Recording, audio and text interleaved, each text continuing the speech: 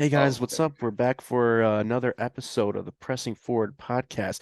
We've got Jared Mayoral Preston with us today. He's a United States Marine, and we're going to get into some good stuff. Jared's out there right now doing the Instagram page, The Bear and the Outlaw, and he's got some really great content, and I expect great things from Jared in the future. So, Jared, how you doing today, brother? I'm doing all right, man. I'm really, really extremely honored to be that this is my very first podcast that I'm absolutely here.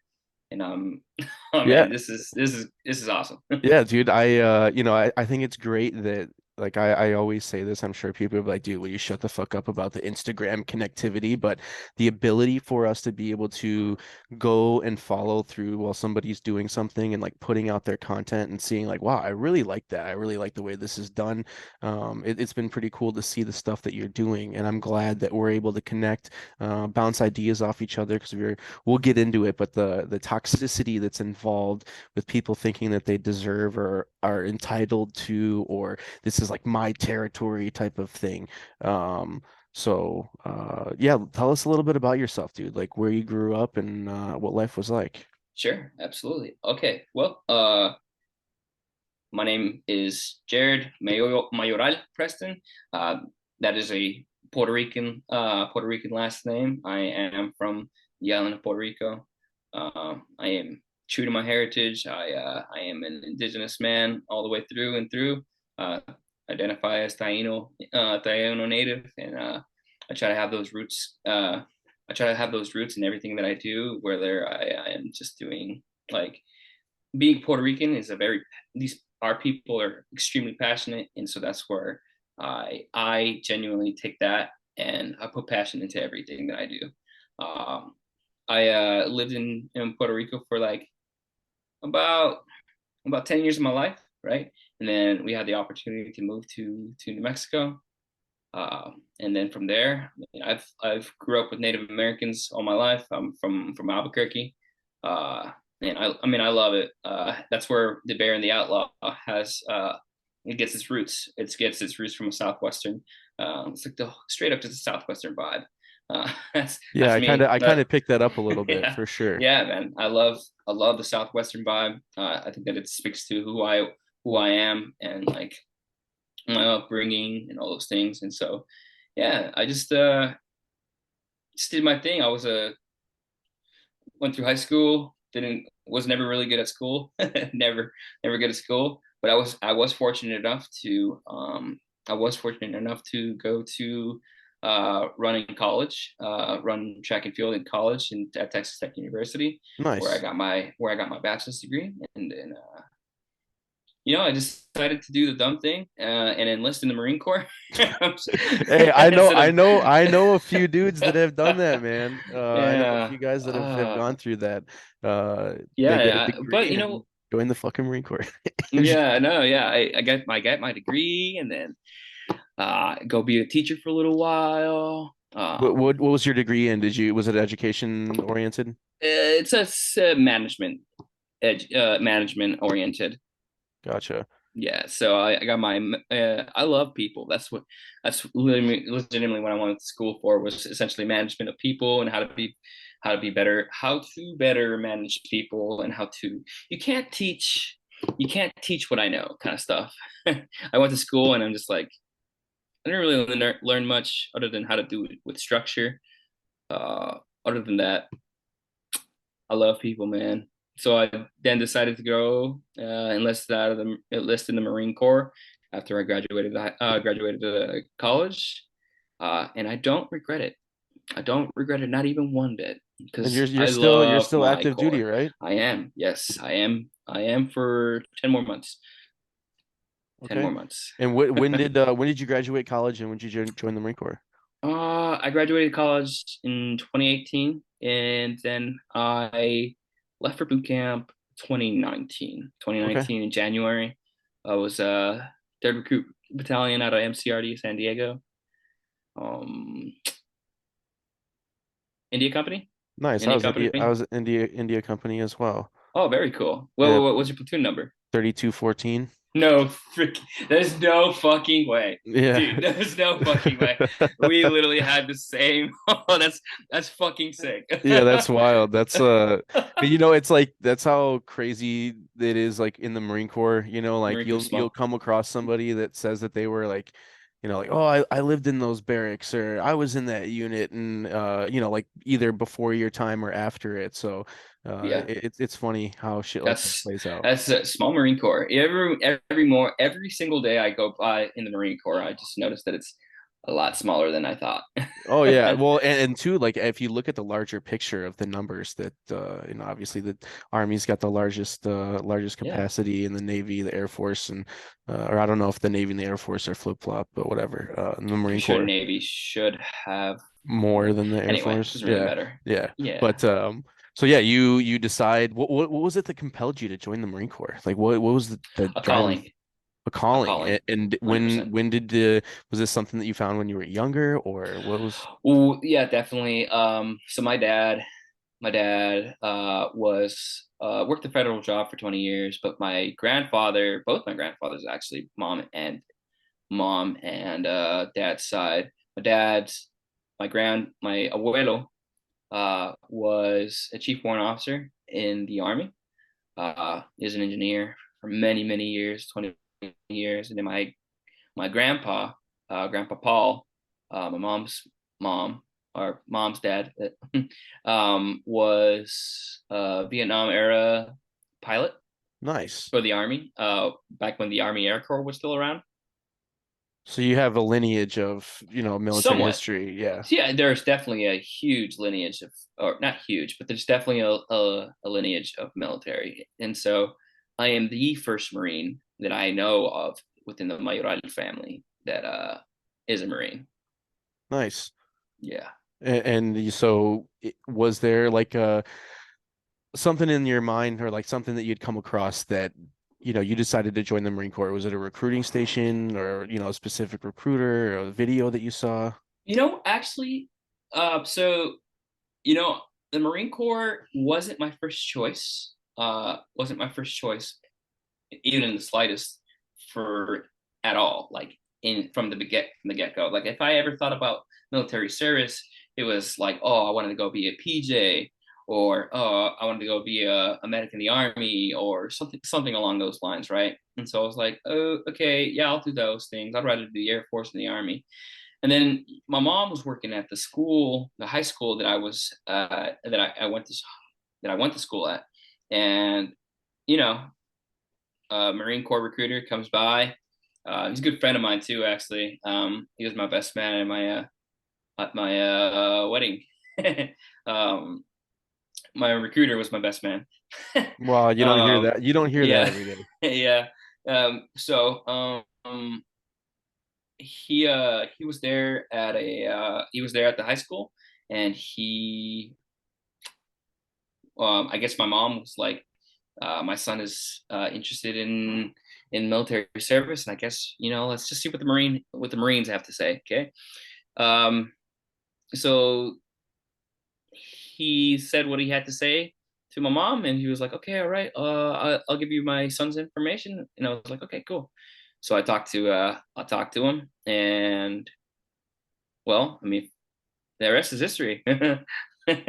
Yeah. So what was it that like I mean you go to college then after that. So what was does that was that like a deciding thing like you have to go to college before you can join the Marines or how did that work out? No, so actually, so I was a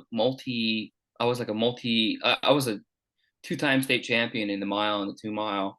And I had to be recruited to run track and field at the Division 1 level for Texas Tech University.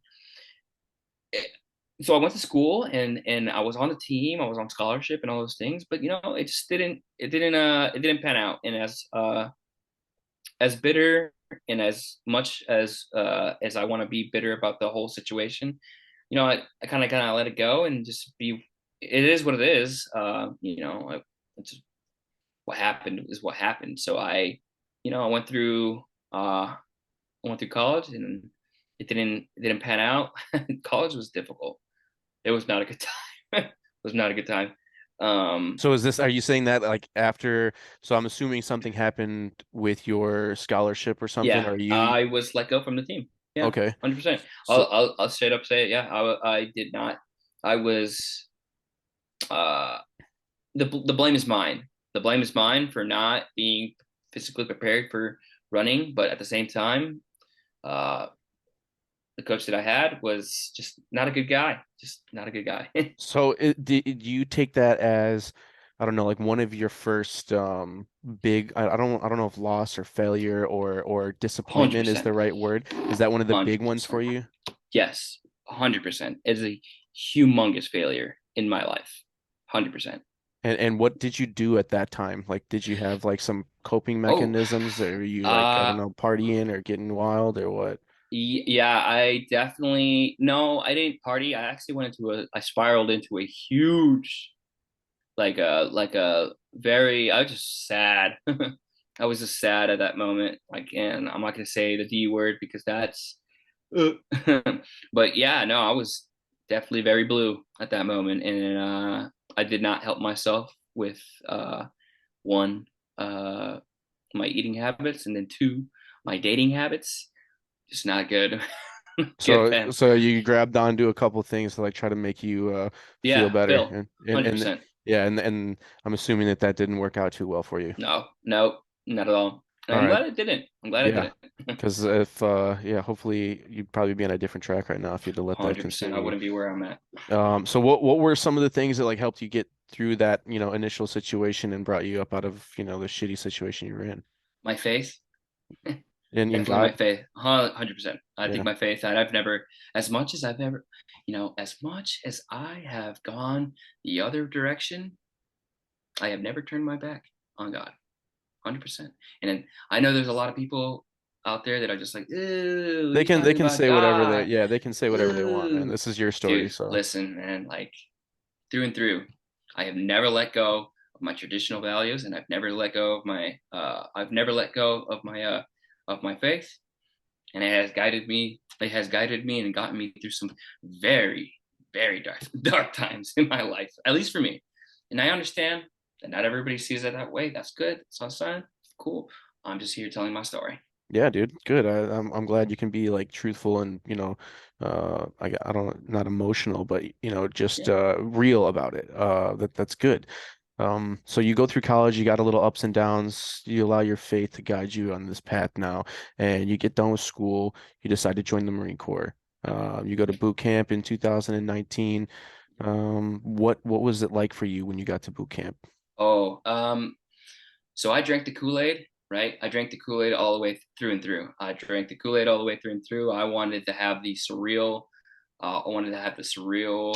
experience, like the experience of that I had seen on the YouTube. And I obviously know, looking back now at it, YouTube definitely those what you see on YouTube is somewhat somewhat of Yeah, what you get you to got a lot see. of old school shit in there that I'm sure that Yeah, it was a yeah. little and I don't want to It's say that outdated. boot camp's watered down now or something, but I'm sure that there's a little less that the drill instructors can get away with. 100%. Yeah. 100%. Yeah, the things that I thought that they could get away with, I didn't think they could. I watched Full Metal Jacket, and I knew that the stuff that happened in Full Yeah. Metal Jacket was not going to happen. Yeah. Like I when I got when I mean I'm going into the Marine Corps like 23, 24 years old, right? I'm significantly older than a lot of the people that one would come straight out of high school anyway. So Right. I've always been one of the more the elder people in the platoon anywhere I have ever gone.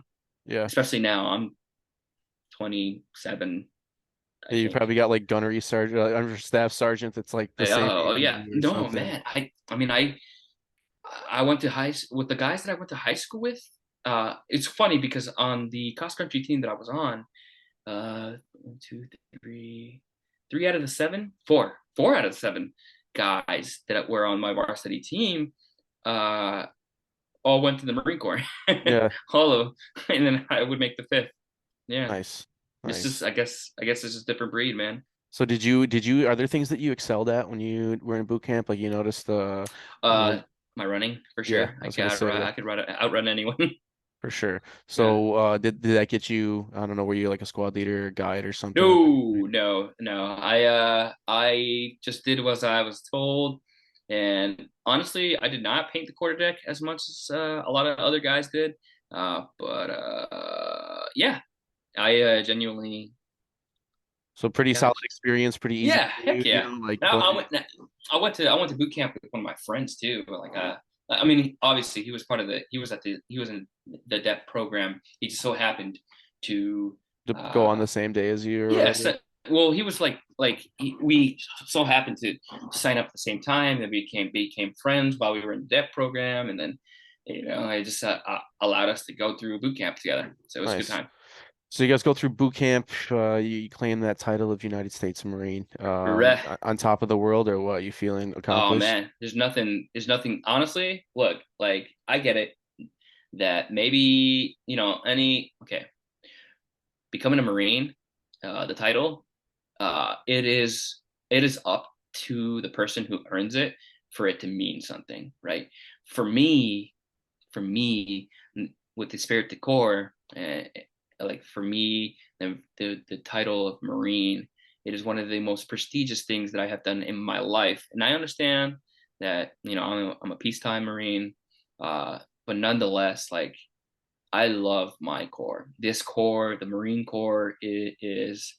I mean, look at it. If you truly dive deep into the lineage and the history of the Marine Corps, for you to be a part of that fighting force, even in the smallest capacity, it is something to be absolutely happy about. And I All right. love my So Corps. so saying that then, tell me a moment in history that you think back to about the Marine Corps that you're talking about right now. A certain battle or an instance, an individual Marine that sacrificed, or tell me something that you revert back to when you say what you just did. Okay, so I'm thinking about the Marines, the most, especially specifically the Marines, because and I look at this now. The Marines on Mount Suribachi, the Marines of Iwo Jima, of Japan, oh man, I'm getting goosebumps just thinking about it because I just was able to go see this. The Marines that took the Pacific, the ones that fought on Mount Suribachi and Iwo Jima and all over the Pacific, those Marines are some of the greatest fighting force that has ever been seen because the Japanese are not a those guys are not like any those guys weren't punks. Those guys had been like when we went to war with Japan, They'd already been fighting the Japan Chinese for a long time. Japan Yeah. had just come off an era, a period of time, the Edo period of samurais and civil war upon war. Those guys, that's all they knew. That's all they knew. The Japanese is all they knew was war, and they were good at it. And they kicked our shit in. They kicked our shit in many multiple times. I mean, so bottom line, I'm thinking about those Marines, the heritage, the lineage, the thousands of lives that were lost, but the thousands of men who poured onto those beaches in in Japan and in the at Midway and all these places where like these hard battles were fought. And man, like you think about that lineage and you think about that heritage, and you're just like, that's what I mean. On my helmet, on my bump helmet, I wear desert frog skin Nice. camo like Yeah. that. Like That I'm was, I got all the about it, man. I got my first Mardiv frog Hell skin yeah, flag right dude. here, dude. Hell That's yeah. my I I think I go back to like reading was it is it Robert Leckie or Eugene Sledge that wrote Helmet for My Pillow? It was a basically a book that one of them had written. I've got so many books, and I'm not trying to sound like I'm a smart guy, but I forget the No, author of like it, you're a and book that's like reader. the That's but awesome. no, they just the way that they describe, the lifestyle that they lived and the fighting that they did and the sacrifices that were made, and on a level that I don't think most modern, Marines really understand. There's very few out there that understand sacrifice and loss at a, you know, you know, um, even a fraction of what happened on the island hopping campaigns. 100%. Um, but you know, it's that kind of shit just motivates me, you know, thinking about like if they're able to endure that and get through situations like that, and those men came home and rebuilt the country. They didn't have all the they just came back and worked jobs like postmen or bus Yeah, drivers or yeah. metal workers I or a mean, you shoemaker, you know, like all these jobs that a lot of people think hardened nowadays are men. just menial, you know, and these are fucking stone cold K-bar killing, bayonet stabbing These motherfuckers that are like these. fighting, you know, like ripping Jap teeth out with their fucking K bars, you know, like, Yep, you know, and yep. that kind of brutality, and then you come home and you're just like, oh yeah, I'm gonna go deliver mail or I'm gonna work on the, you know, the showroom floor. And I'm not saying I don't know. I'm just those guys. If those guys were able to come home and do it, there's no, you know, like we should be able to as well. I Hundred guess percent. I guess Oh that's yeah, the most blunt way to put it. And that's yeah. throughout all previous. You know, I look back when you talk about that lineage, you know, dating back to, I mean, you go think Bella Wood. You know, obviously Oh there my that gosh. I Could you think of, imagine? you know, a lot of Could oh, dude, I no I could you imagine like being a Marine with a Marine that moment to the point that the French till to this day still honor Marines, the Marine graves, the graves of the Marines that have lost their lives in France. yeah. They still it's like Yeah, imagine I that. mean, and they've got a long, you know, a long line of thanks to give to the Americans, you know, from you know, the invasion of Normandy. I mean, obviously during World War I. But if you want to get a good glimpse on what it was like, and I don't know, a friend of mine, Justin Egan, he wrote this book called Tufelhunden 1918, and it's a short story. It's like 70 pages long.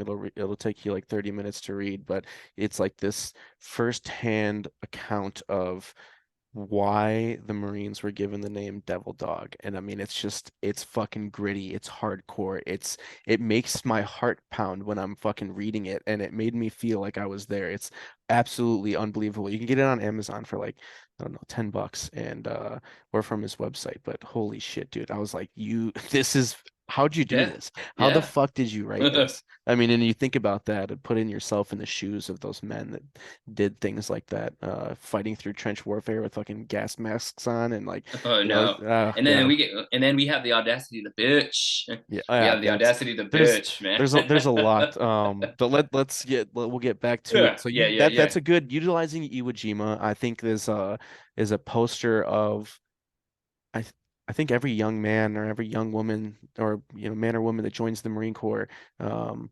thinks of that statue, you know, and that picture of those Marines planting and hoisting that flag on Mount Suribachi. Oh.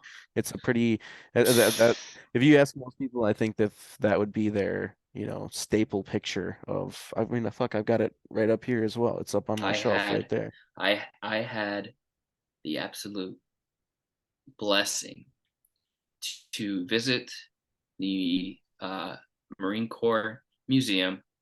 Uh, I had the opportunity to visit the Marine Corps Museum during the time frame of the anniversary of Mount Suribachi of Iwo Jima. They had Was it both February 25th or something February? like that. Yeah, Yeah, on yeah. my my goodness, I was able to see both flags, both flags that were raised upon Mount Oh no Suribachi. shit, they got them in I like have display cases. I have photo and video of of those two flags, Nice. and I plan to release that. I Nice. plan to That's release that. good. I'm It sure is knowing what you're putting out there, the content, the way that you're able to edit videos, you'll get some that'll be some good shit. I don't have a flag from Iwo Jima, but I have my corpsman. I didn't Oh, whatever. It's not. I was one of the guys that was unable to go to Iwo Jima when we were in Japan. I've got the I got the sand right here, yeah, but same. my one of my There we buddies got me this. go. But I my corpsman grabbed me a 30-06 casing, two of them. No, Yes. no, Yep. So nah, I man. have I have two I have two 30-06 casings that were fired on Iwo Jima that he dug out of Nah. the sand. So I mean, every dude, one guy took a fucking Jap helmet They went down in this little cavern and he stuck a Jap helmet in his fucking day pack and took it back. I swear to I would God, too. dude. I would too. I would I do it too. mean, I would he do it too. but I was so butthurt. I think if I would have been able to go, if I got to go to Iwo Jima, I probably would have re-enlisted in the Marine Corps. And I always say Hundred that, but percent. 100%. my platoon sergeant had it out for me, and he made me go to corporal's course during the time that they were going to Iwo Jima, and I had already, Dumb. yeah, I had already been PME complete because I went to infantry squad leaders course, so like I was Yeah. already, I did not need to go to fucking corporal's Stupid. course, Fucking and dumb. I was already an NCO. I was like, what the fuck? It's But stupid. that's one of my biggest letdowns. That We could talk about shitty toxic leadership. I Yeah, got okay, you, dog. we'll get I into got toxic you. leadership. All right, so talked about Iwo Jima, that being like your staple of thinking back and Oh lineage and yeah. It's like heritage this in the is what I Marine want to Corps. be. These are Um, the so these are you the go Marines I want to be like. you get done with boot camp. What do you go to ITB or MCT? MCT. Okay, and what's your MOS? I am a 6326. I am a avionics guy for the venerable MV-22 Osprey. Oh, so you're the Yeah. fucking reason they all crash. Okay. Uh no. Yeah. Um, so you go to MCT. What is this like once you're immersed into Honestly, this actually, environment? you know what? Now that I think about it, the kind of maintenance that is done on a yeah. No, I'm just Yeah. kidding. I'm just kidding. So No, so you you're get the saying MCT, MCT. you get the Yeah, MCT, and what's this like in the shift of environment? Like, are you, like, dude. obviously you're doing some more, rifleman oriented stuff. I joined the Marine Corps. I joined the Marine Corps to do exactly that. Like if I look back at it, um, as much as I know that avionics was a really good job and it would help me to get a better job later on in life, right? I felt most at home, most at being what being a Marine is with the boonie cover, my freaking flak on, my boots on, my freaking and my rifle in my hand, man. Yeah, Straight up, that's 100%. I think most people will say like, oh yeah, like when I joined the Marine Corps, like this is what I thought or this is what I thought of as being Yeah, like, that infantry mindset and that 100%. infantry It was my lifestyle. best time. Um, 100% best time was did you doing did you do well in MCT. MCT? Like, did you enjoy the training that you 100%. got? Oh yeah. Oh yeah. I actually that was when I was like, all right, I'm definitely older than everybody. Everybody's being dumb as fuck. let me let me use the leadership skills that I have from being a Boy Scout and all that stuff. And like I was like, you know what? I'm gonna use my leadership skills for because I really hate being fucked with. I that's the one thing about the Marine Corps that I don't see eye to eye with is that hey, listen, I've lived life. You can treat these kids like this, or not really, but you can treat these guys like this. But for me, man, oh man, no, just hey, tell me what I did wrong, and I'll fix myself. Okay. So when I went to MCT, I was able to do. Uh, I mean, I wasn't originally in leadership positions. But there was got. I mean, the staff sergeants and the stuff and the people that the instructors and the other people were like kind of like listening to what I was trying to say. It's cool because they were like, hey, he's helping. He's not in a leadership position, but he's helping. I was like, yeah, cool. I'll do that. And then everybody else started getting fired because started doing dumb shit. They were like, okay, you're a guy. And I was like, fuck. I don't like that. Why? Because Now all uh eyes on you. Everybody's eyes watching on you all the you and you time. got to be at the front you got to be at the front the whole time for hikes and man let me tell you my legs are destroyed from being a runner already so like being a guide and having to keep up the pace man oh geez it was tough for me Yeah, no, that's but I do like everybody's. rucking. Yeah, I don't like rucking at all anymore. I never did then either. I went for a ruck not too long ago, it was actually a year ago. It was on Memorial Day. We did this Memorial Day ruck, and I thought it was going to be like 15 miles, and it ended up being 22 miles. And Ugh. I carried an Alice pack with like 50 pounds in it. I had the AT4 tube and a dummy rifle like cinched onto the back of my pack. And holy fuck, when I got to mile probably I don't know, 14. and I was like, there's no end in sight. I was like, I finished the hike, but this guy traded packs with me. He brought a fucking camelback with, so I took his camelback and he carried the pack the rest of the way. But fuck, Oh man. I'm not up to that Oh, condition I level feel anymore. it. And No, yeah. I should be, but I'm a But you know what? procrastinator. Actually, I think about it now, and I'm just like, I've kind of forgiven myself for it's okay for me not to be that collegiate runner that I was what once was, because I can't do that anymore. Like and it's okay because I went and I saw that I did I failed once, right? I failed once at being a cross country runner in college, and now I'm a Marine, and I was doing things that were absolutely much harder than anything I had ever done Being a in runner. track and field, Yeah. 100%. And so like I kind of redeemed myself, kind of that in a sense, Yeah, you know. that's what I wanted to get to, as well as like once you've accomplished these things, and I was gonna try to you beat me to the punch, but did like that experience of failure and then you being able to get through, and we're not even on to the rest of your time in the Marine Corps and what you're doing Yeah, now, but um did that like kind of revamp your I don't know, any of that feeling blue and like now you've been able to accomplish this, so are you just like fuck that, that's in the past, I don't even worry about that anymore, like it's not. those wounds still hurt, man. Those wounds still hurt. The way that the way that the coach treated me still hurts.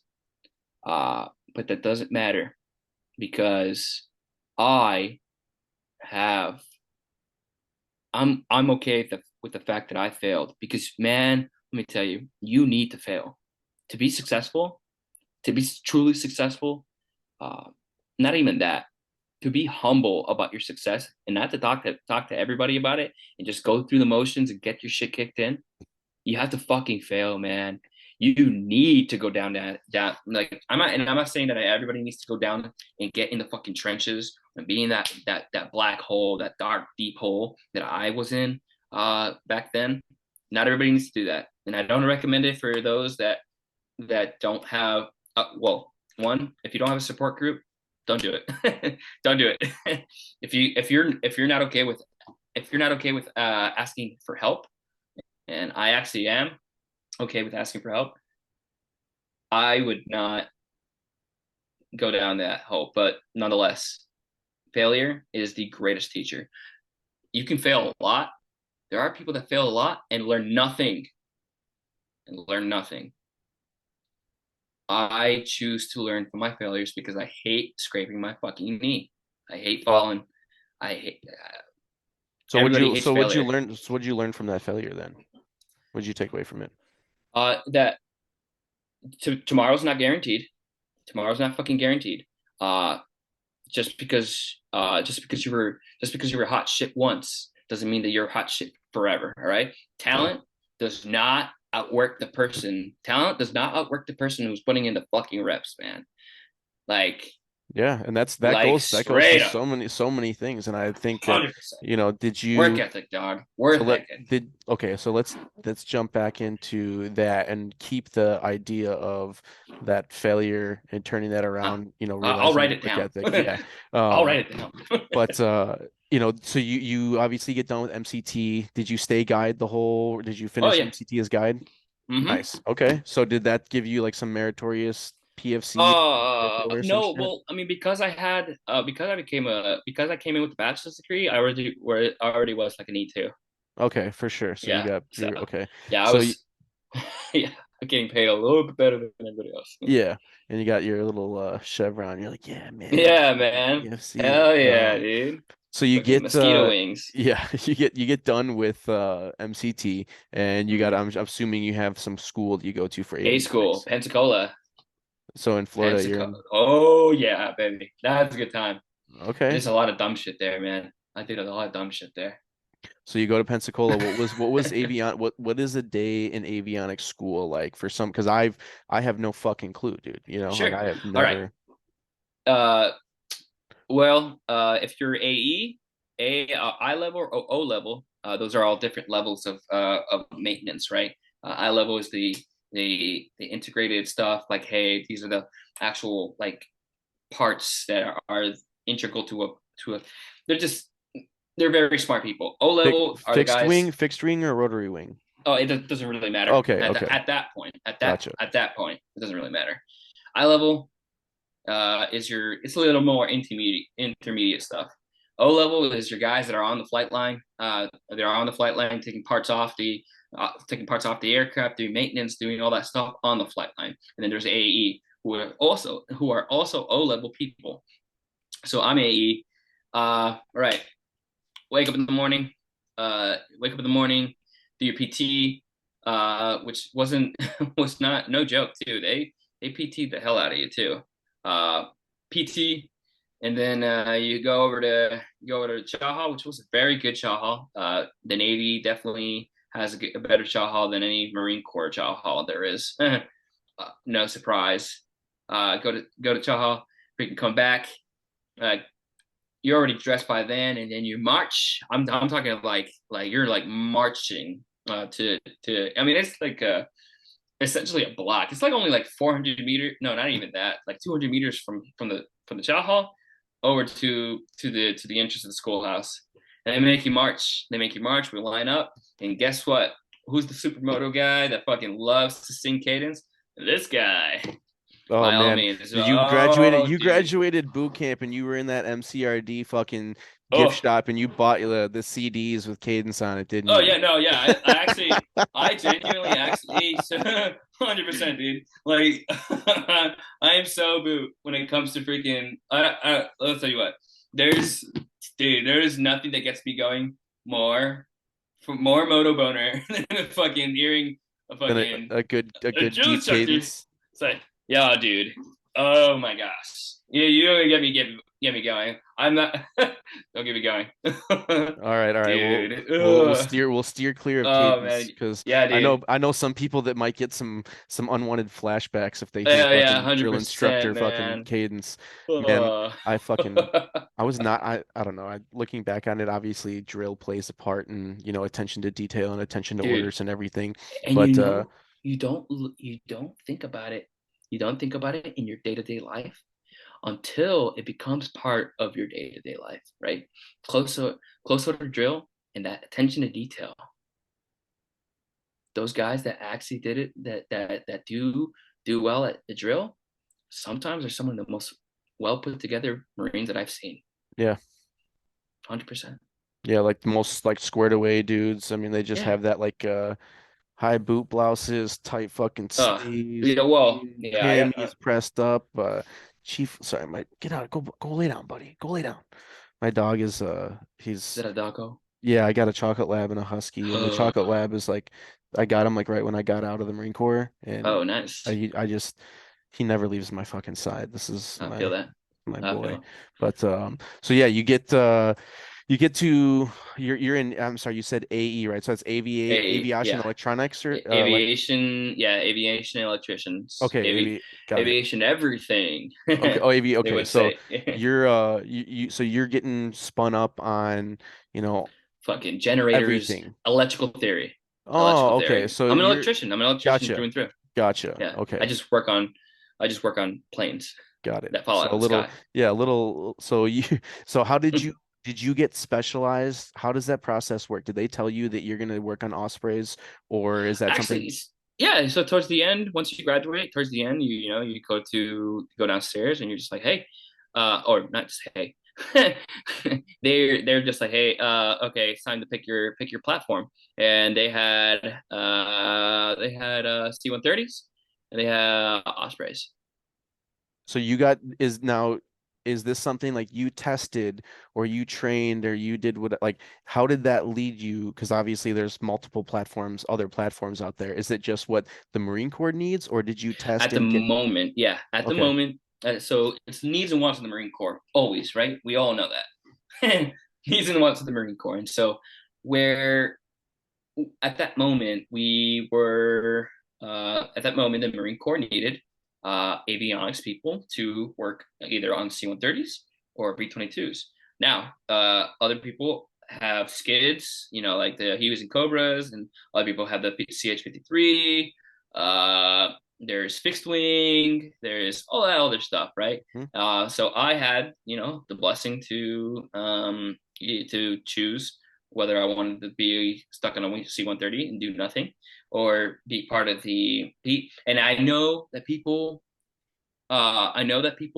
have their gripes about the Osprey, but the future is the Osprey, 100 through and through. The Marine Corps is changing, aviation is changing, and the Marine Corps poured a lot of money into the Osprey to be able to do what the Osprey does, and it does it very well. Now I understand.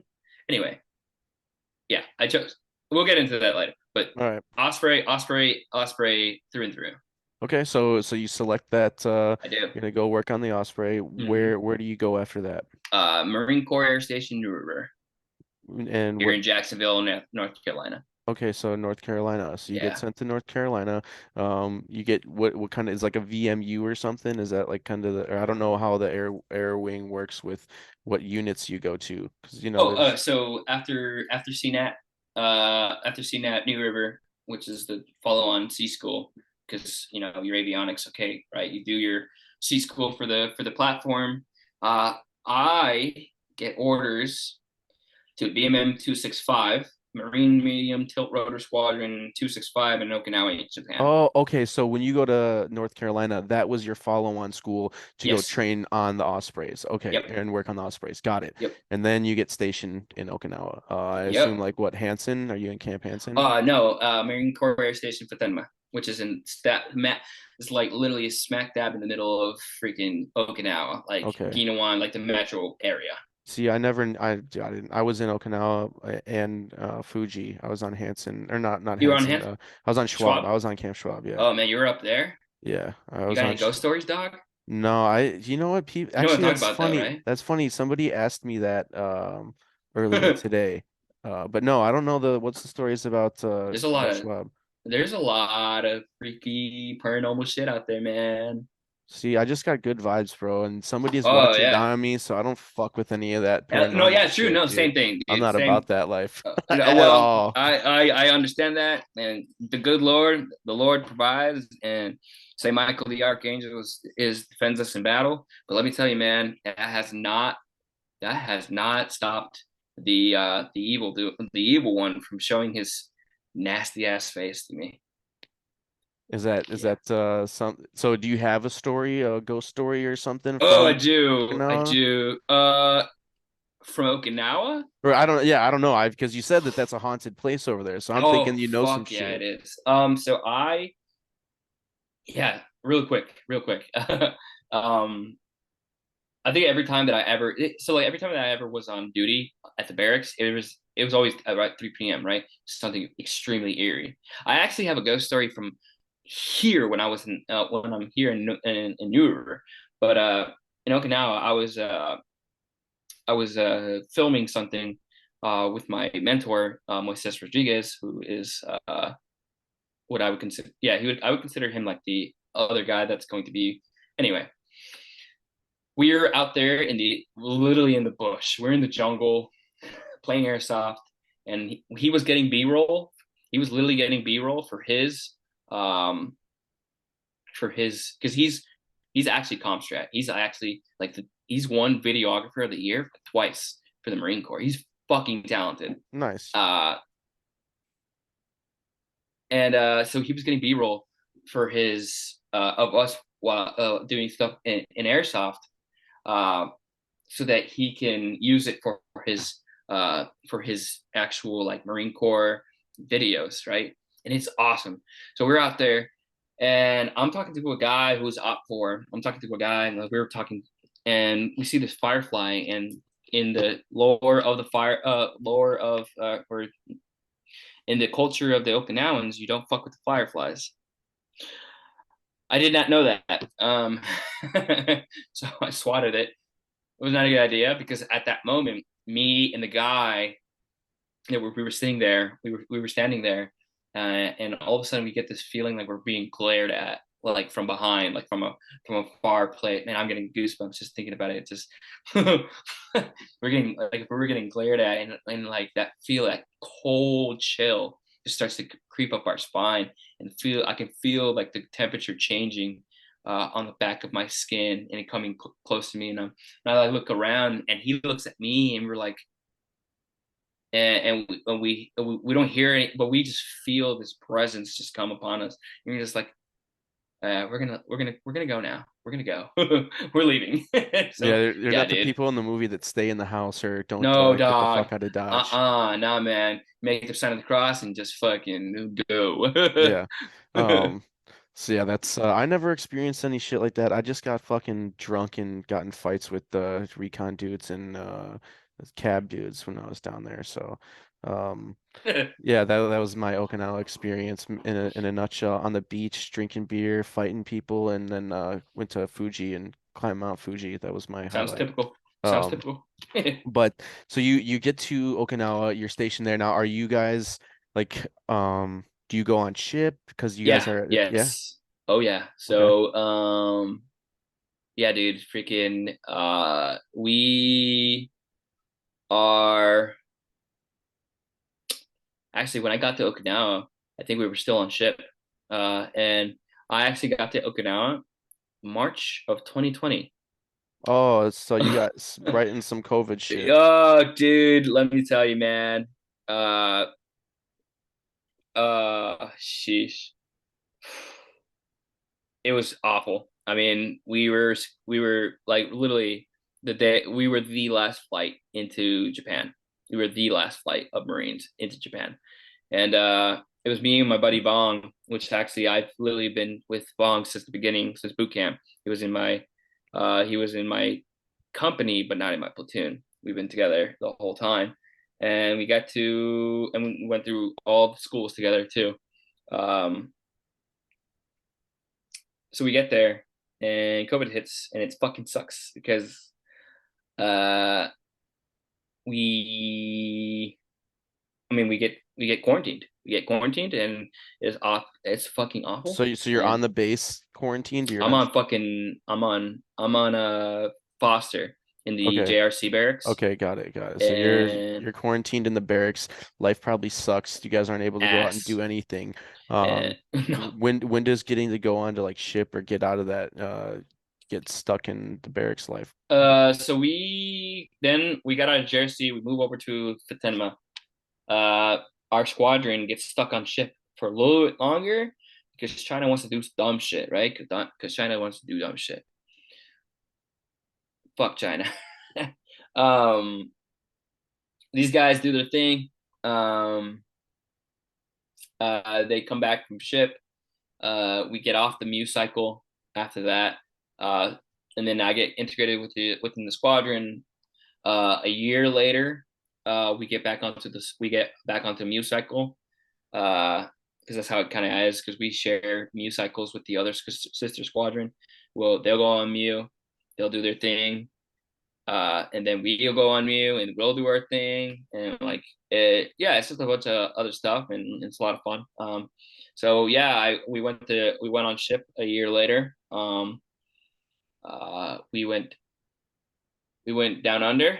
We crossed the equator. I had the Got opportunity to do get a shell back or the whatever. shell back, man. Hell yeah, dude. I'm gonna put that certificate up somewhere. Did you have to like take a urinal cake out of somebody's butt crack or something like that? Did you do any crazy um, shit? redacted. I've heard some funny stories Redacted. about getting We shell were back, but freaking mad. I'll tell you what. It was a madhouse. That's what it was. A madhouse. nice. That's 100% through and through. did you get to obviously with being on a Mew, you guys got to stop at some different ports, yeah? No, just because it was still during COVID. Oh, you know Oh, what? Actually, you're right. Yes, we did. We did. Actually, yes, we did. We got to go. We got to stop at Guam. Wow. yeah, I'm sure that's a sight to see, an enjoyable I was experience. like, is this like? It's literally like. You ever been to Florida? Yeah. It's like island Florida, but like Oh, okay. worse. But yeah, but you don't really have much to do down there, Yeah, especially during no. COVID, you know? Imagine being stationed there. Yeah, no, thanks. I'm No, good. And no, no, thanks.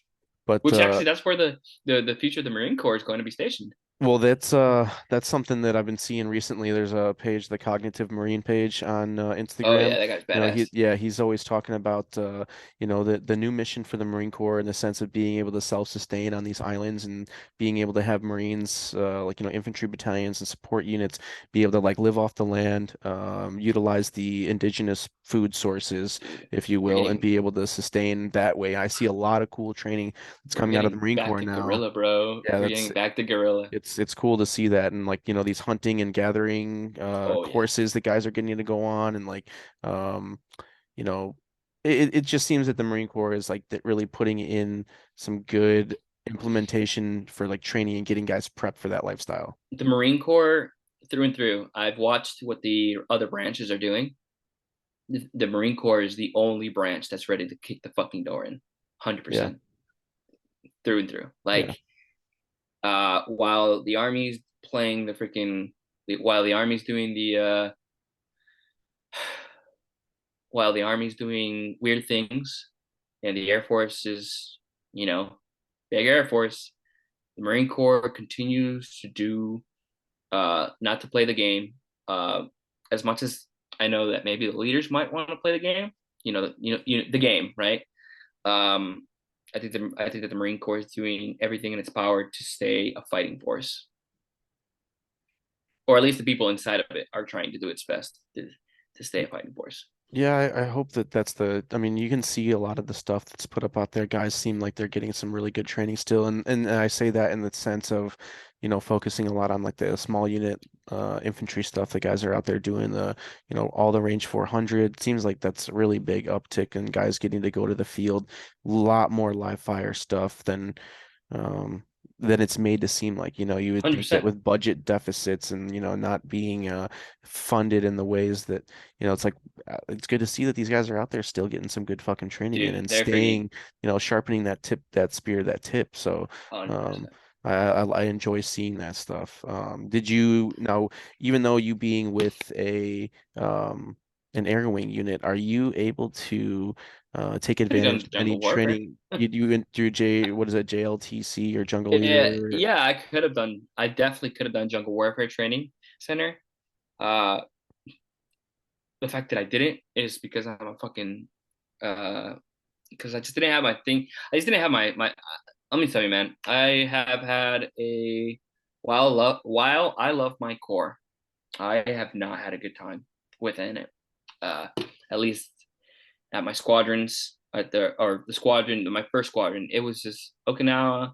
The only reason why Okinawa was a good time is because I had eventually I had a good sergeant.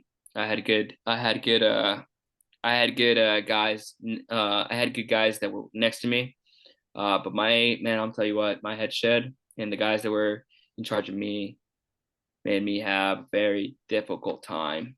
To the fact that I am, I am the Marine. I am the NCO that I needed when I was in Okinawa, man. So you like kind of learned from those toxic leadership traits Uh, and were shown what you didn't want to be as a leader. And then 100%, dude. now you're able to kind of flip the script. So it's you. All right, are you corporal sergeant right now? What do you? I am at the time of this recording, I am a corporal. Yeah. Okay, nice. Um, so you get done with your stint in Okinawa and you're currently back in the States right now, right? Yep. Yep. And then what does the future hold? Are you planning on staying in the Marine Corps? No. No. Uh I am no. My time with the Marine Corps, as much as I love her, is coming to an end. And it has to because I have two beautiful children now. One is one I have a 1 year old and a newborn. I have a beautiful wife. And How'd that come about having a wife, you know what I'm saying? Like did you meet her where'd you yeah, meet her at? actually I did meet her. I met her in Pensacola. Met her in Pensacola. We didn't start dating until until New River, like until C school. And then Oh, so she a Marine as well? she is, yeah, Oh, she was a okay. Marine. Yeah, she was a Marine. Okay. Uh yeah. Until they decided, They wanted to. She stuck to her values. That's pretty much all I'm gonna say. So I'm assuming this have to do with the good old The poke, COVID-19. the poke, yeah, yeah, Yeah. man, yeah. I'm glad Yeah. because honestly, I do believe that had my because my wife stuck to her guns, I now have a 1 year old son. Nice. That's good, dude. 100%. Yeah, that's I know that's been a we won't try to stay away from Yeah, that's the no, political yeah, yeah, bullshit yeah, because yeah. everybody No, gets so hooked into the I'm not that here to talk shit, political, man. So I'm here to yeah. talk philosophy. Yeah, that's so you guys have a family now. You got your kids. You're making the decision to get out of the Marine Corps. Mhm. Um what obviously I how I found you or came across you is, the stuff that you were doing on the range, with Blake. And I love the way that you put the video together, and I like how it's done at the range and everything. So it drew me in to see that you're able to, put some pretty awesome content out there. Oh, I appreciate What it. what is the next step with Bear and the Outlaw then? Next step. Next step with Bear and the Outlaw, actually. Um, so the whole idea, my grand idea, what I would love to do would be to, you know what Bear Grylls does? Yeah. You know what Bear Grylls? Okay, so this is sounds so dumb, but my idea is to do what Bear Grylls does is maybe I this is what I have, right? So I get my I do more videos, right? I get the quit, I get the kid and all that stuff that you know what I mean, like the whole kit. I go become a pilot, and then I get my pilot's license, and then I buy a like a bush plane, essentially a bush plane, right? And what I do is I essentially go drop off a guy like Blake Flannery in a extremely remote area, like a really hard place to be. And I tell him, all right, here's this point, here's the point, and here's your starting point, and this is where you need to get to. And essentially, I follow him to that point, and he will then teach us how to survive off of what he knows. But at the same time, say around the campfire, right? Around the campfire, I give him the opportunity to be vulnerable and to for him to pass on those moments of philosophy, those moments, those moments of like true, like a man passing on knowledge to other men. It is time It is time that men stop taking the back seat of being what we are. We must, as a society, take back being truly masculine men. These great times that we have, these great times that we have had are due to the fact that we have extremely strong masculine men do absolutely unspeakable things to people so that we may have the blessings of life and peace that we have. And so it's time for men to have a tribe again. That we must we I'm what I'm doing with Baron the Outlaw is not just doing video content about guns. Man, let me tell you, the gun industry and the gun community is absolutely littered and saturated with gun tubers and people who want to do gun stuff, and that's awesome. That's great. I love it. I love the Second Amendment, and there's no but. There's no but after it, right? Hmm. I'm not a guy that says, oh, I love the Second Amendment, but no, through and through, I think that the Second Amendment is for everyone, regardless, right? Uh,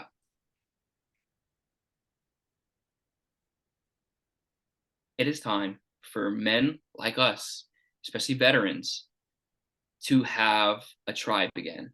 Iron sharpens iron, and I have the skills to produce videos and to get knowledge and to talk to people just like yourself, just like Blake and people like the leaderless gentleman, Alex. And by the way, uh, I'm going to be sitting down with Counting Coop Tactical. Not Oh, this month, nice, Fred. but next month.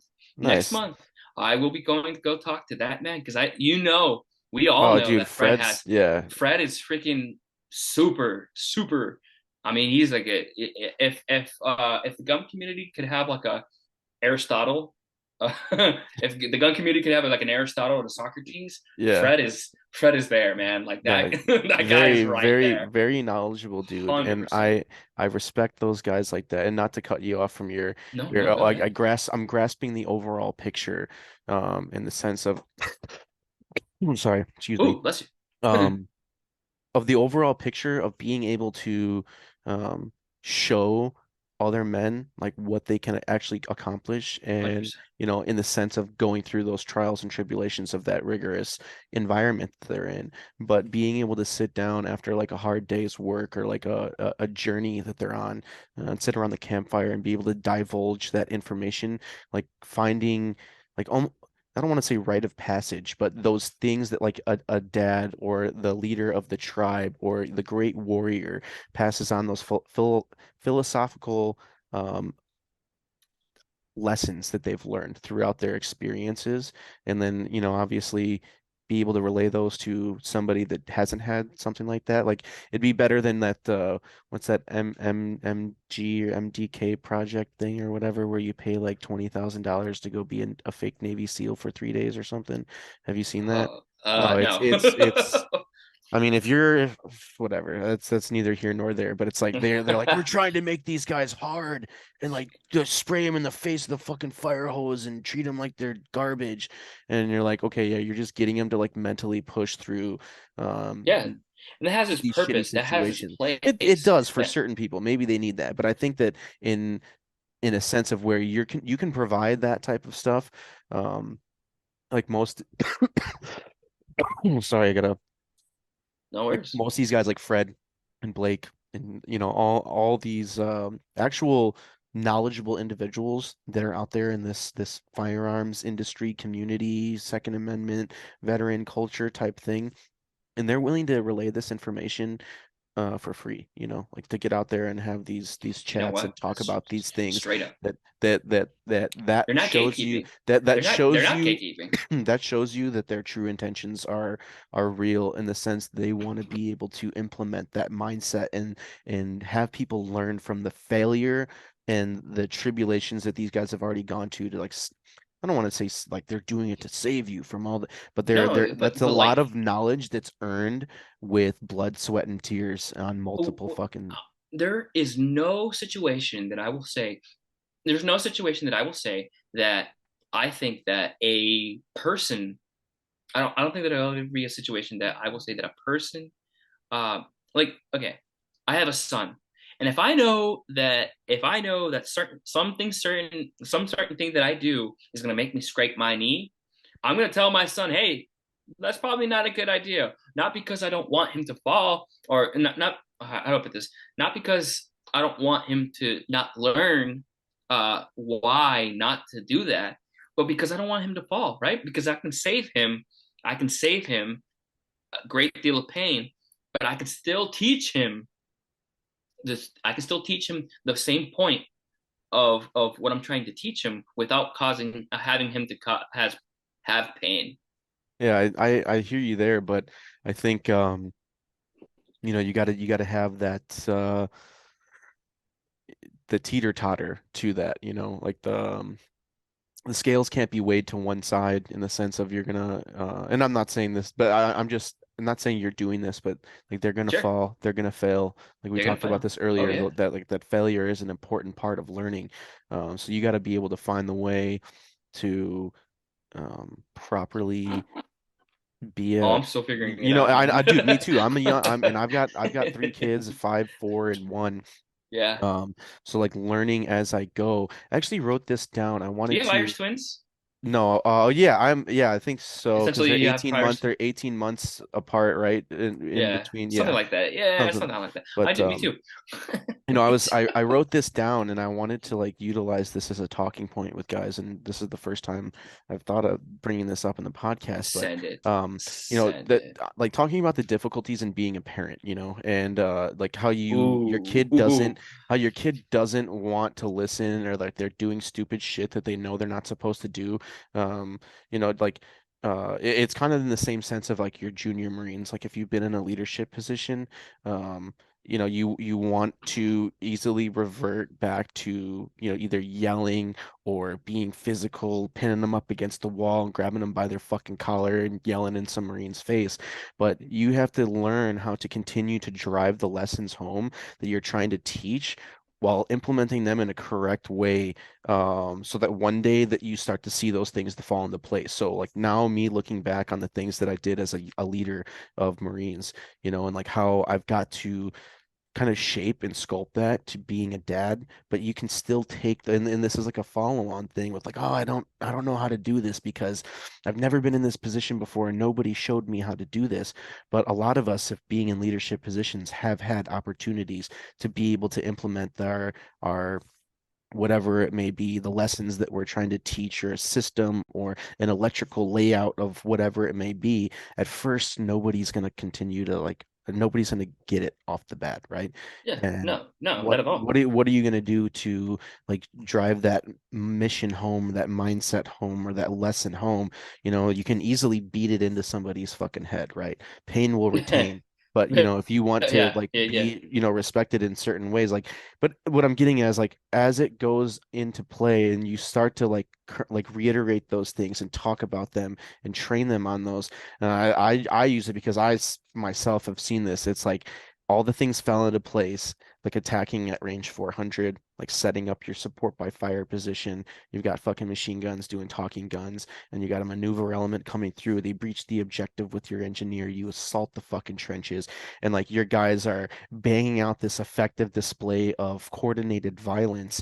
And it's like, oh my God, this is so great. And I'm like, how can I get that feeling again? But like being as a dad, like I'm watching my kids, like teaching them how to like put their dishes away and like throw the garbage out and make sure that they pick up after themselves. And I continue, yeah, do I raise my voice? Do I yell? Yeah, of course I fucking do. There's times that I get very upset and frustrated, but I have to take a step back and realize that like one, these are miniature people. They don't have Yeah. the life Oh yeah. lessons that I do, and the capability of grasping the content, or like the things that I'm trying to convey to Concepts. them. Yeah. Yeah, Yeah. so it's like, but and I just bring this up, you being a young dad and also a Marine, and like you go through these things, and if you figure out the right way to do it and it all falls into place, it's like an effect, 100%. That's it all so. it It's all so works. crazy. It's literally so crazy you say that because um at the time of this recording, I had just got done. I don't know if you know who the leaderless gentleman is. I follow him on Oh yeah. Instagram. So that's my next interview, right? That Nice. I'm currently producing.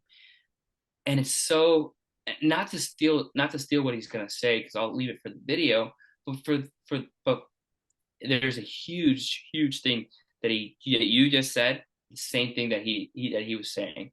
And it's like your juniors, the men and left the men on the left, the men and women on the left and right of you can't trust you, just like your son cannot trust you if you are also kicking and screaming and you're freaking swearing at them and you're not calm and you're not collected and you don't know, like if like if your shit's not, if you're not freaking like sound mind and like keeping yourself composed, and like I know it's fucking difficult, but I've actually like, but like those, like your kid only knows chaos and the world is extremely chaotic. And so he's experiencing the world for the first time, right? I have a 1 year old that is experiencing the world for the first time. And the world is extremely chaotic on its own. And imagine what it's like from his perspective. And me, 27 years his elder, I have time, time in grade, time in grade compared to him. that it is my job to to convey to him the things that my father conveyed to me as best he could. And I need to do a better job than what my father did, because that's what we're supposed to do. And so, like, keeping calm and keeping it together is one of the most important things uh, that you can do. Of Yeah, leadership in general, 100%, you know? Yeah. 100%. And I think that especially as young fathers, and let me tell you something, more than ever do we need involved fathers. There's nothing more important in this world right now than a father who gives a fuck.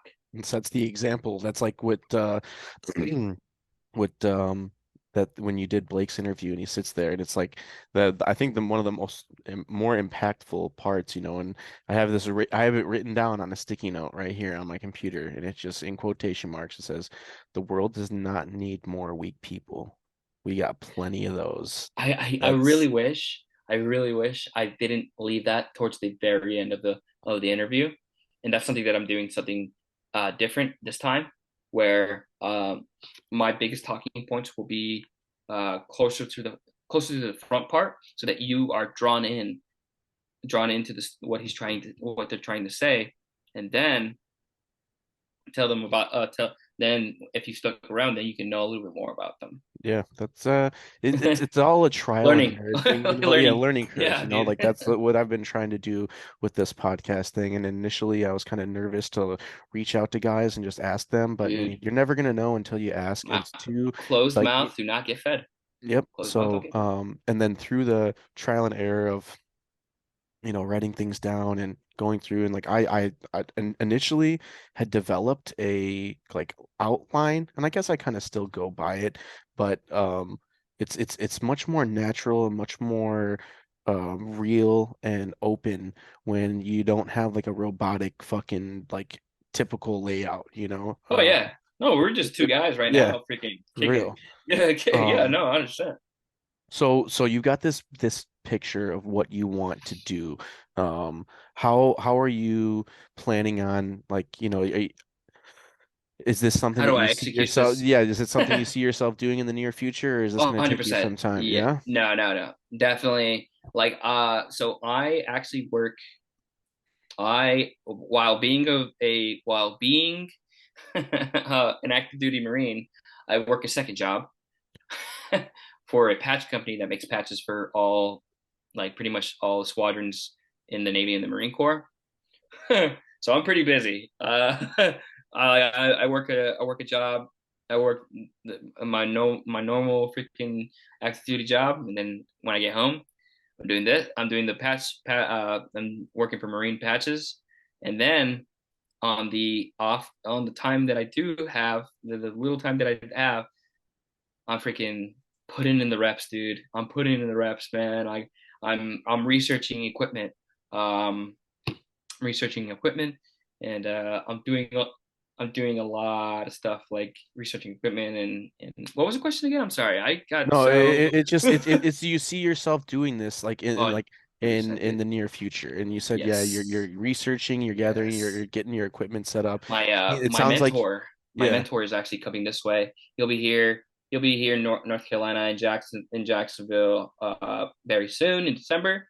And the plan is hopefully, God willing, uh, that I get a job uh, here in Jacksonville, and that I get to stay.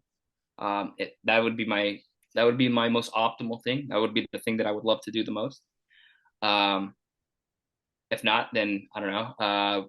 Maybe Florida, maybe Minnesota. It doesn't really matter. The bottom line is that I would like to stay here because I would love to continue to work with Blake and maneuver training solutions and work on with OTG and stuff. And that'd be yeah. Nice. That's I want to do this. I actually do think the idea that I told you, the like put veterans in very difficult situations. I think that I could pitch that to I don't know, freaking pitch that to I don't know, Amazon or Netflix. I don't know. I don't know. Yeah, you Somebody's gotta. gonna want. Well, Somebody's you're gonna on want your it. way. You're on your way to producing the content. It seems like you're connected to some really solid individuals.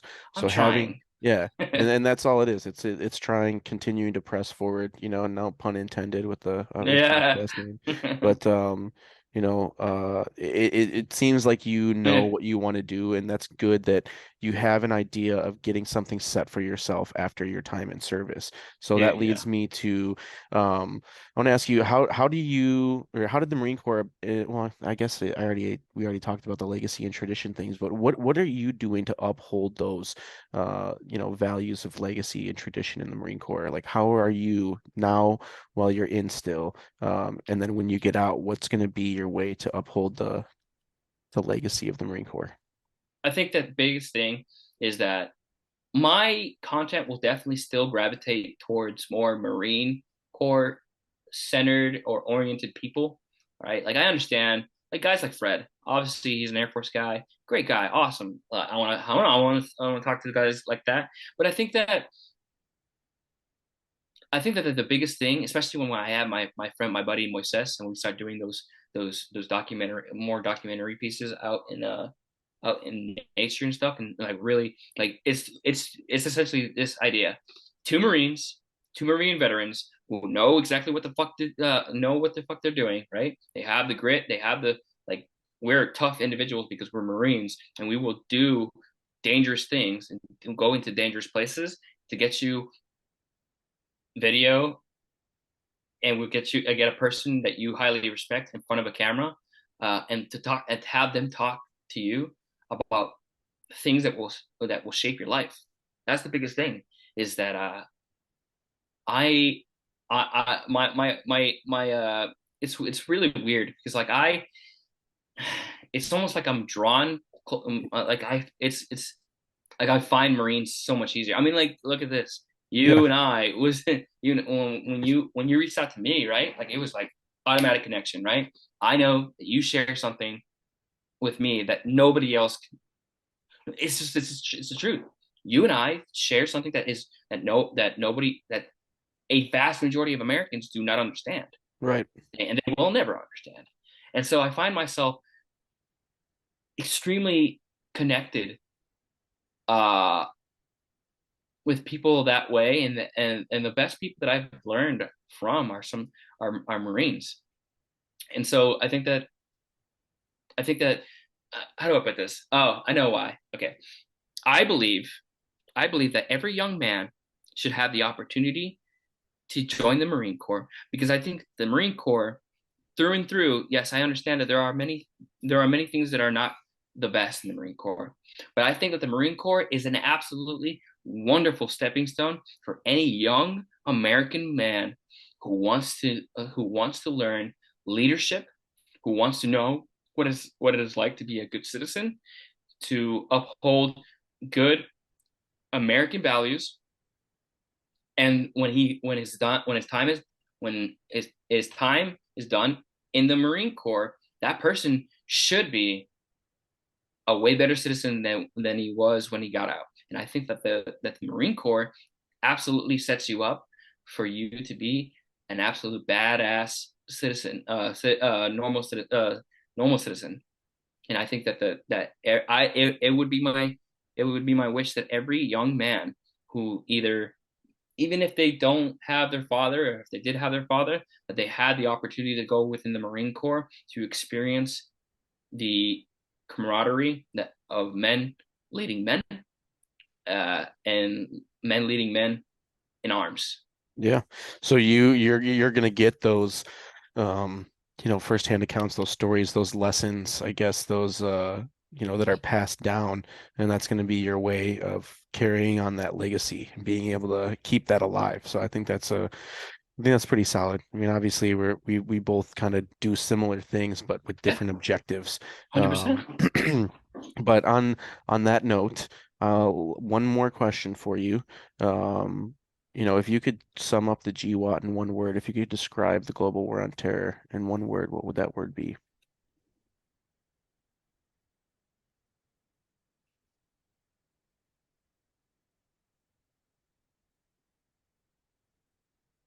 Test. it's a test. It's a test of metal for men, the men that shaped us, the men, the men, the men who we will become were shaped in the fire of the GWAT, straight up. I mean, not my father, but there are many fathers out there who went and fought, came back, and they reproduced, and they became the fathers of us. And now here we are, carrying on the legacy of those GWAT veterans. And I genuinely do not feel worthy to wear the global war on terrorism ribbon, especially because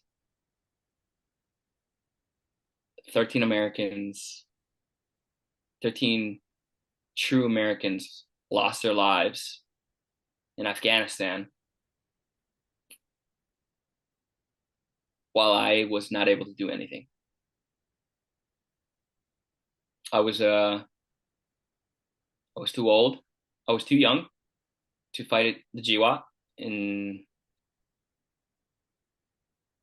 by the time that I came around, GWAT was pretty much over. So I don't hold that against myself, but I do not feel worthy wearing the GWAT ribbon. Well, And it's about signing up, like signing your name on the dotted line. You may have not participated. Obviously, that's why a campaign ribbon is, given when you go on those campaigns or those deployments, but you still sign your name on the dotted line while that was a possibility of going on. And that it's where the Marine Corps puts you, it's where your MOS takes you, it's the in that, speaking of men and women in all branches of service and all MOSs or job duties or titles or whatever you want to call them. So it's not, I'm sure that if given the opportunity to volunteer, pretty much everybody that I speak with, um, would have taken that opportunity to be able to carry on in the footsteps of the ones that went before and did it. So, that's another thing too that we have to remember is nobody, you get told what to do. The Marine Corps tells you what to do. They tell you when you're going to go on deployment or when you're going to go to a school or when you're, whatever it is. So don't think less of yourself because sure. you didn't get that experience because you never know what's going to come with that experience. You could say like, man, I wish I was in Afghanistan, and you could have been somebody that stepped on a pressure plate and died, 100%. or Very true. there's things that we all wish for that we could have done better or taken part in or been there that when this happened, and you never know what the outcome would be and put in a situation like that. But you're here for a reason. You've done your time in the Marine Corps. You're still continuing to serve. You never know what's going to be around the corner. So, I um, pray that I pray that let there be conflict in my time so that my son and my daughter may know peace. yeah, it's a tale as old as time. The father, you go through as a young man and fight the war and get thinking that it's doing the justice in the sense that it's not going to happen upon your kids. And um, it seems that we constantly get ourselves involved in situations We that are that human. leads to that. Well, we're So all fighting for Raytheon, man. You know this. yeah, yeah, General Dynamics, Raytheon, Yeah, dude. Boeing, Oh Northrop my. Grumman, yeah, all that shit. But Industrial, hey, the industrial military complex. yeah, yeah. So, Jared, I appreciate your time, dude. Dude, I'm sure that we'll be speaking to each other in the future. I'd like to, 100%. I'll anytime that you're putting your stuff out there, I'll be sharing it. I like what you're doing, and I I'll think be it's tagged. Hey good. man, I will for sure. You know what? I'll tag you. I'll start tagging you in my reels, in my stuff, so that you have the exposure. And it's like one of the small things that I can do, uh, like is to even do something like that is to tag people, so that it's like, hey, when like just that off chance that somebody like clicks on my thing, right? I go and then I can show somebody else can see, hey, oh, was pressing forward, you know. Yeah, So by all means, I man, I I look appreciate forward that. to help. I look forward to maybe in the future working with you, man. You know. Yeah, that would be solid, man. You know, I'm like anything that you guys need or whatever, you just let me know. Um, 100%. I'm glad that you got the ability to do what you're doing because it's important to Oh, capture those stories, dude. we'll talk definitely talk equipment shop soon because Yeah, for sure. I if you're gonna anyway Yeah, we'll talk about we'll that say we'll we'll talk save about that for later. But after. yeah, Jared, again, thanks for coming on, dude. Thanks for your Thanks, service. man. Thanks for continuing to carry on with the traditions of the Marine Corps. And You're right, man. I know it's not always fun, it's not always the best Nah. journey, but after it's said and done, you're gonna look back and wish you hadn't hadn't gotten out. You know, I Yeah, think dude. most everybody Yeah. does Oh, that. everybody has that moment. But hey, dude, let me know whenever you want to talk nitty gritty leadership philosophy. We can get into it, bro. Yeah, we didn't fucking we didn't yeah. I know that it was mainly I know he was mainly asking me about who I am. That's cool. Awesome. You know, by all means, freaking we can get into it later on, anytime, literally anytime. All right, sick. Anytime. Well, hey guys, we had Jared Mayoral Preston on the Pressing Forward podcast. And until next time, thank you guys for tuning in.